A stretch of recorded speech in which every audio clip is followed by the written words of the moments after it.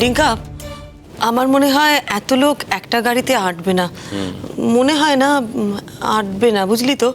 তুই আর আমি একটা আলাদা গাড়িতে চলে যাই। হ্যাঁ মা, চিন্তা করো না, আমি বরং একটা ক্যাব বুক করে নিচ্ছি। এটাই তোমার প্রবলেম, জানো তো মা, এটাই প্রবলেম। এত বছর ধরে যে পাপার সঙ্গে তোমার দূরত্বটা একটু একটু করে বেড়ে গেছে না, তার জন্য কিন্তু এটাই দায়ী। এটা এমন একটা জিনিস যেটা চোখে তো আঙুল দিয়ে দেখানো যায় না, আর বলেও বোঝানো যায় না। অথচ দেখো, কোনো কিছুর মধ্যে কিছু নেই, একটা সামান্য কথা বলে তুমি আমাদের সবার মধ্যে একটা ইরিটেশন তৈরি করে দিলে। কি বললাম আমি?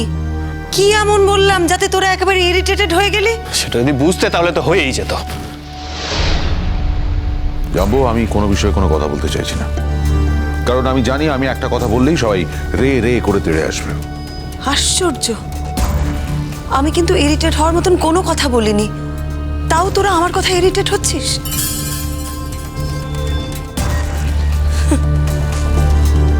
আমি হাসপাতালে যাচ্ছি তোর বাবার জন্যে, তুই তোর বাবাকে নিয়ে যাচ্ছিস তোর গাড়িতে করে। সত্যি কথা বলতে কি, তোর বাবার সাথেও আমার যেতে ইচ্ছে করে না, আর তোর গাড়িতেও আমার যেতে ইচ্ছে করে না। সেই জন্য তোদের সাথে আমি যেতে চাই না। সত্যি কথাটা অপ্রিয়, শুনতে ভালো লাগবে না, সেই জন্য বলতে চাইছিলাম না, কিন্তু তোরা আমাকে বাধ্য করলি সত্যি কথাটা বলতে। সেই জন্যই ডিঙ্কাকে বললাম একটা অন্য গাড়ির ব্যবস্থা করতে। যেতেই যখন ইচ্ছে করছে না, যাচ্ছ কেন? লোক দেখানো ডাক্তারের কাছে যাওয়ার তো কোনো প্রয়োজন নেই। না না না না না, কোনো লোক দেখানোর জন্য আমি যাচ্ছি না ডাক্তারের কাছে। আমি ডাক্তারের কাছে যাচ্ছি কারণ আমার জানা দরকার তুমি কতটা ফিট। কারণ তুমি যদি এখন ফিট হয়ে যাও, তোমাকে তো আমি একটা কথা দিয়েছি, সেটা তো আমাকে রাখতে হবে। সেই জন্যে আমি যাচ্ছি হাসপাতালে। আমি নিজে মুখে ডাক্তারকে জিজ্ঞেস করব তোমার শরীরের অবস্থা কি। যদি ডাক্তার বলেন তুমি ঠিক আছো, তুমি কি কালই চলে যাবে? খোঁচা না দিয়ে তুমি কথা বলতে পারো না, তাই না? খোঁচাচ্ছি না, আমার জানাটা খুব দরকার যে তুমি কালই যাবে কিনা। কারণ তুমি তো একা যাচ্ছ না, তুমি আমার বাচ্চাটাকেও তোমার সঙ্গে করে নিয়ে যাচ্ছ। তার নিজের সম্মতিতে। Exactly my point. যে বাচ্চা নিজের মাকে ছেড়ে চলে যেতে চায়, তার মানে বোঝা যাচ্ছে তো তার মা তার প্রতি কি কর্তব্য করেছে, কি দায়িত্ব পালন করেছে। আর কত দোষ ছেলে মেয়েটাকে। তোমার কি একেবারে বিবেক, কাণ্ডজ্ঞান সব হারিয়ে গেছে? চেতনা একেবারে লোপ পেয়েছে। তুমি এত বড় অমানুষ কবে হলে বুয়া? হ্যাঁ, বলছিলাম না, কিছু বললে সবাই আমার দিকে রে রে করে তেড়ে আসবে। লোক পাপা, তোমার সাথে মায়ের সম্পর্কটা থাকবে না, সেটা কিন্তু ফাইনাল। হ্যাঁ, আমি হয়তো মাকে আগে বুঝিয়েছি অনেকবার এই সম্পর্কটা থাকার জন্য, কিন্তু এখন আমি বুঝতে পেরেছি। এখন কিন্তু আমি মাকে কিছুতেই বলবো না তোমার সাথে থাকার জন্য। আর একটা কোথাও তোমার ভুল হচ্ছে পাপা। তুমি ভাবছো মা যদি তোমার ডিভোর্স দিয়ে দেয়, তুমি হয়তো জীবনে একটা মুক্তির স্বাদ পাবে। সেটা কিন্তু শুধু তুমি একা নয়, মাও সমপরিমাণ মুক্তির স্বাদ পাবে। আসলে কি বলতো, এই সম্পর্কগুলো তো শুধুমাত্র সম্পর্ক নয়, এগুলো সংস্কার। আর যখন কোনো সম্পর্ক ভেঙে যায়, তখন এই সংস্কারের পিছুটান কিন্তু মানুষকে ছাড়ে না। কিন্তু যাই হোক, এই সম্পর্কটা থেকে বেরিয়ে আসতে পারলে আমার মা মুক্ত হবে, জীবনে প্রথমবার মুক্তির স্বাদ পাবে। আর আরো একটা কথা, এই পুরো প্রসেসটা হতে হয়তো কিছুদিন সময় লাগবে। এর মাঝে তুমি কিন্তু মাকে অসম্মান করবে না। মা কিন্তু গায়ে পড়ে তোমায় কোনো অসম্মান করেনি। আর পাপা, এটা ভদ্রলোকের চুক্তি, আশা করি তুমি লঙ্ঘন করবে না।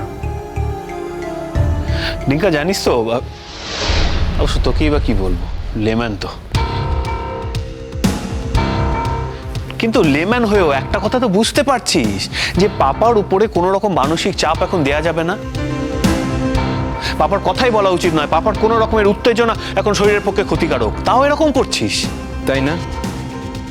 সত্যি তো, আজকে পাপার একটা মাইল্ড অ্যাটাক হয়েছে বলে এত রেসপন্সিবিলিটির কথা বলছিস। ডাক্তার বলেছে না যে পাপাকে মানসিকভাবে চাপ না দিতে। মায়ের ক্ষেত্রে কোনোদিন মনে হচ্ছে কথাটা? আজকে মায়ের কোনো রোগ ধরা পড়েনি বলে মাকে দিনের পর দিন মানসিক চাপ সহ্য করতে হয়। আমার তো মনে হয় মায়ের যদি রোগ ধরা পড়তো তাহলে তুই মাকে স্পেয়ার করতিস না। তাই বুঝি রিঙ্কা। তা একটা কথা ভেবে দেখতো, কালকে কিন্তু এক ঘর লোকের সামনে আমি মাকে বলেছিলাম যে মা যেন আমার সঙ্গে গিয়ে বিদেশে থাকে। মা যখন বলেছিল এই বাড়ি ছেড়ে চলে যাবে তখন কিন্তু আমি বলেছিলাম মাকে, বুঝলি তো? একটা কথা ভেবে দেখতো, পাপা তো মাকে বাড়ি ছেড়ে চলে যেতে বলেনি, বরং পাপা নিজে বাড়ি ছেড়ে চলে যাচ্ছে পাপার পোষাচ্ছে না বলে। এই অবস্থায় যদি মাও বাড়ি ছেড়ে চলে যায় তাহলে আমাদের সোশ্যাল প্রেস্টিজটা কোথায় যাবে? হ্যাঁ, এতক্ষণ যে দাঁড়িয়ে দাঁড়িয়ে সোশ্যাল প্রেস্টিজ নিয়ে আমাদের মান সম্মান নিয়ে এত বড় বড় কথা বলছিলিস, তার বেলায় দেখো অনিরুদ্ধ, দেখো সত্যি আমি তোমাদের ফ্যামিলির পার্সোনাল অ্যাফেয়ার্স নিয়ে কথা বলতে চাই না, কিন্তু এরকম একটা কথা শুনলে কথা না বলে থাকতে পারা যায় না। তুমি বলছো যে তোমার মা বাড়ি থেকে চলে গেলে তোমাদের বাড়ির সোশ্যাল প্রেস্টিজ নষ্ট হবে, তাই তো? তোমার পাপাও তো বাড়ি ছেড়ে চলে যাচ্ছেন, তাতে সোশ্যাল প্রেস্টিজটা নষ্ট হবে না? আর তোমার মা তো নিজের থেকে বাড়ি ছেড়ে চলে যাচ্ছেন না, তোমার পাপা চলে যাচ্ছে বলে আন্টিকে এই বাড়ি ছেড়ে চলে যেতে হচ্ছে। আর দেখো ব্যাপারটা শুধুমাত্র তো এরকম নয় যে তোমার পাপা তোমার মার সঙ্গে থাকতে পারছেন না বলে বাড়ি ছেড়ে যাচ্ছেন। উনি এই বাড়ি ছেড়ে অন্য একজন মহিলার সঙ্গে থাকতে যাচ্ছেন। এই জিনিসটা তো খোলা মনে তুমি একবারও বলতে পারছো না।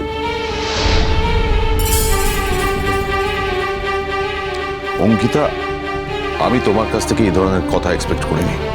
ও রিয়েলি পাপা, তুমি কাজটা করতে পারো, কিন্তু আমি এটা নিয়ে কথা বললে তোমার অসুবিধা আছে?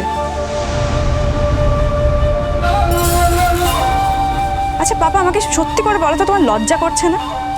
এই মাত্র কয়েকটা মাস আগে তোমার ছেলের বিয়ে হয়েছে।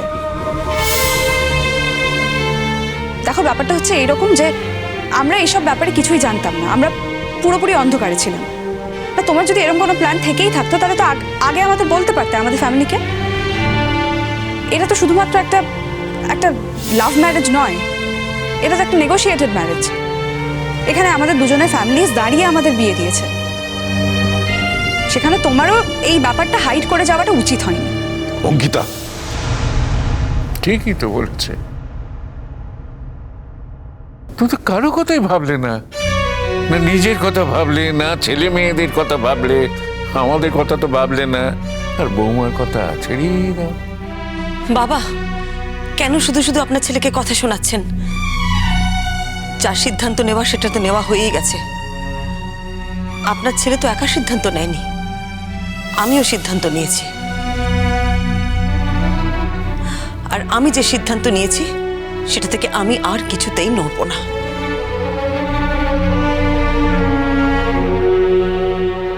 শুধু শুধু দেরি করে লাভ নেই, আমার মনে হয় আমাদের বেরোনো উচিত। হ্যাঁ ম্যাম, এক্ষুনি বুক করছি ক্যাবটা।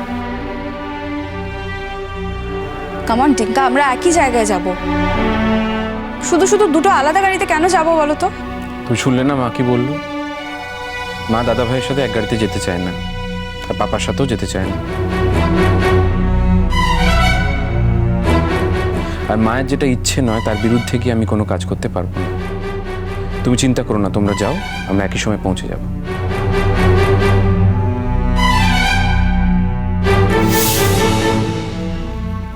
পারলাম না এই সংসারটাকে, আমি কিছুতেই রক্ষা করতে পারলাম না। আমার ফুলে ফলে ভরে থাকা এই সুন্দর বাগানটা শুকিয়ে মরুভূমি হয়ে গেল। এই বয়সে এসে এই যন্ত্রণা সহ্য করা কি কষ্টের। এই ঝড় যার জীবনে এসেছে সে সেই একমাত্র বুঝতে পারে। বাবা, আসছি আমরা।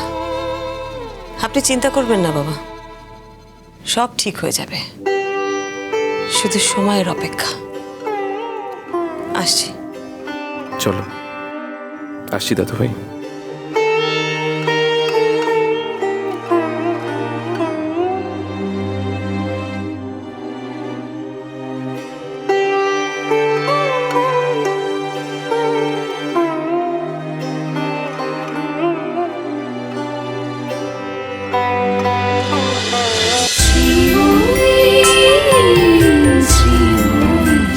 cholo cholo cholo cholo